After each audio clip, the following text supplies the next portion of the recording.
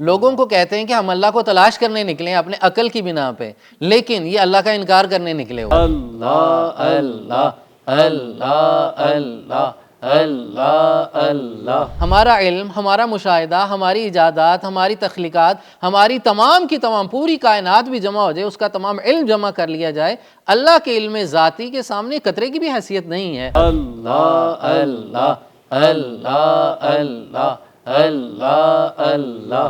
جاوید اختر سے اتنا ہی کہنا ہے کہ وجود باری تعالیٰ کے متعلق بے بنیاد جو سوالات، بے بنیاد دلائل، بے علم دلائل جو آپ کے ہیں، یہ آپ کا میدان نہیں، آپ کا کام شاعری کرنا ہے۔ آپ شعر لکھیں، آپ خیال کی دنیا میں رہیں، آپ کا حقیقت سے تعلق نہیں ہے۔ حقیقت سے تعلق ان کا ہے جن کو اللہ نے یہ ملکہ دیا ہے، جن کا یہ میدان ہے۔ عابد بھائی وہ کہتے ہیں ڈز گاڈ ایگزسٹ، کتنے نادان ہیں ویسے وہ۔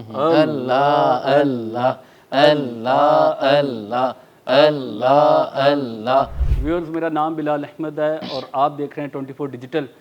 آج ہمارے ساتھ موجود ہیں معروف عالم دین پروفیسر ڈاکٹر عابد علی قادری صاحب۔ جاوید اختر کی وہ حقیقت جو آپ کو معلوم نہیں، آج ہمیں بتائیں گے پروفیسر ڈاکٹر عابد علی قادری صاحب۔ دلی میں ہونے والا ڈز گاڈ ایگزسٹ کی وہ ڈیبیٹ جو اس وقت دنیا بھر میں وائرل ہے، اس کے کچھ ایسے گوشے کہ جن پر ہماری نظر ابھی تک نہیں پڑ سکی، اس کے بارے میں بتائیں گے ڈاکٹر عابد علی قادری صاحب۔ السلام علیکم سر۔ جی وعلیکم السلام ورحمۃ اللہ۔ ڈاکٹر صاحب، سب سے پہلے تو مجھے یہ بتائیں کہ یہ ایتھزم ہے کیا، یہ لوگ ہوتے کون ہیں، اور ان کی نشانیاں کیا ہیں، علامات کیا ہیں، ہم ان کو کیسے پہچان سکتے ہیں؟ آسان اور سادہ لفظوں میں ملحد کی تعریف کچھ یوں ہے کہ ملحد وہ طبقہ ہے یا وہ فکر ہے جو بیچارے علم سے، تجربے سے، مشاہدے سے عاری افراد ہیں۔ آوارہ النظر، آوارہ الفکر افراد وہ ہیں کہ جو اپنی ذاتی فکر کو اجاگر کرتے کرتے، سوالات کے انبار لگاتے ہوئے اس نہج پہ پہنچ جاتے ہیں کہ نعوذ باللہ من ذالک کہ خدا کے ہونے اور نہ ہونے کی بحث شروع کر دیتے ہیں، وجود باری تعالیٰ کا انکار کرتے ہیں۔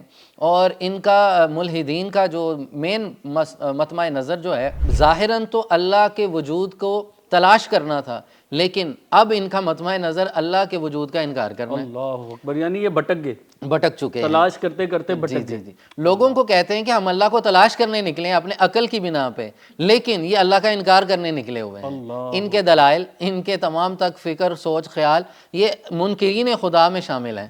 ملحدین کا آغاز کہاں ہوتا ہے کہ آزادی رائے ہونی چاہیے، سوال کی آزادی ہونی چاہیے، اچھی بات ہے۔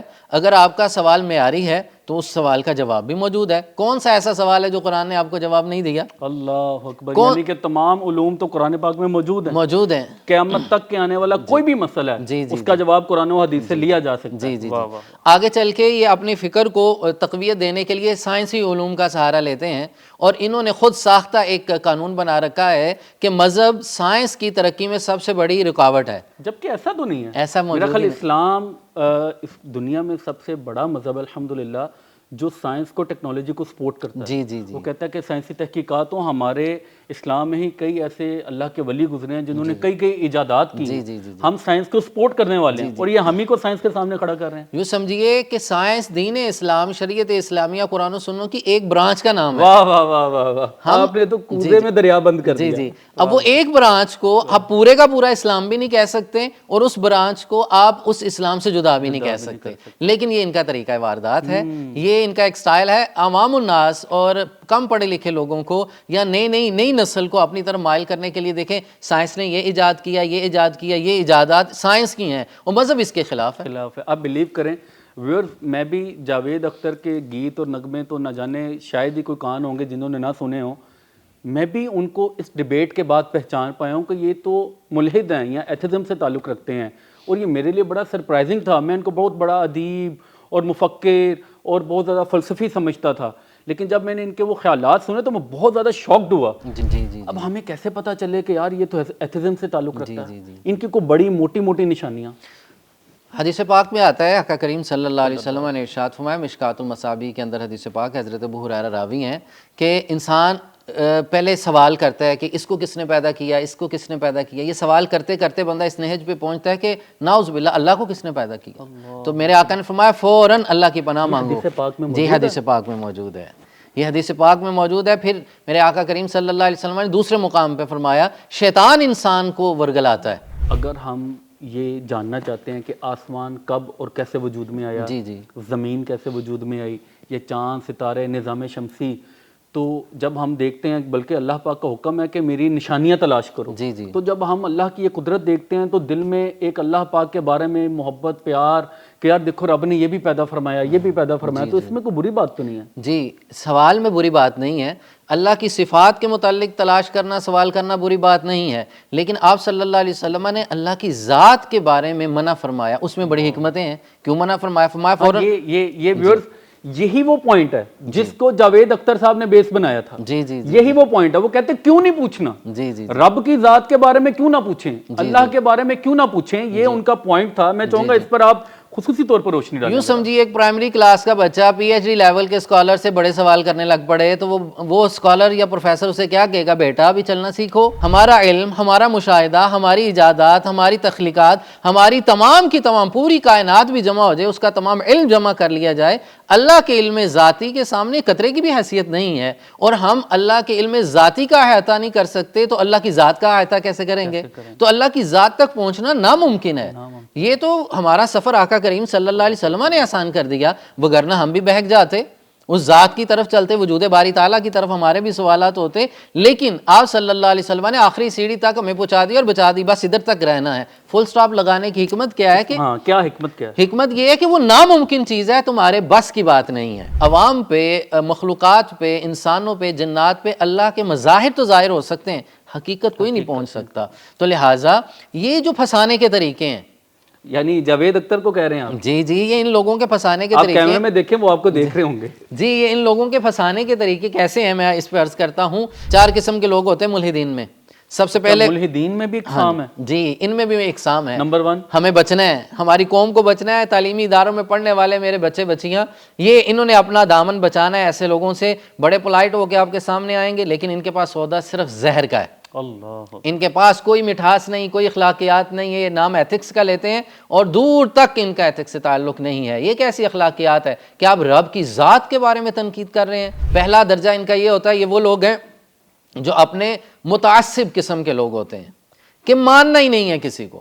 یہ جو شاعر، ادیب بہت اچھے لوگ بھی ہیں، لیکن اکثر و بیشتر ہم دیکھتے ہیں یہ خیالات جب ان کے الجھ جاتے ہیں، یہ خیال کی دنیا میں رہتے ہیں، اور خیال کی دنیا میں جب رب تعالیٰ کی ذات کے متعلق سوچنے لگتے ہیں تو ان کی سوچ بہک جاتی ہے۔ اللہ اکبر، یہ بڑا باریک نکتہ ہے، چونکہ آپ بلیو کریں ہمارے جو نوجوان شعراء ہیں جی جی وہ بھی obviously تخیلاتی زندگی میں دنیا میں کھوئے ہوتے ہیں، ان کے لیے بڑا یہ اہم پوائنٹ ہے۔ یہ تصورات کی دنیا ہے، یہ خیال کی دنیا ہے۔ خیال کی دنیا خیال تک رہتی ہے، خیال کبھی حقیقت تک نہیں جا سکتا۔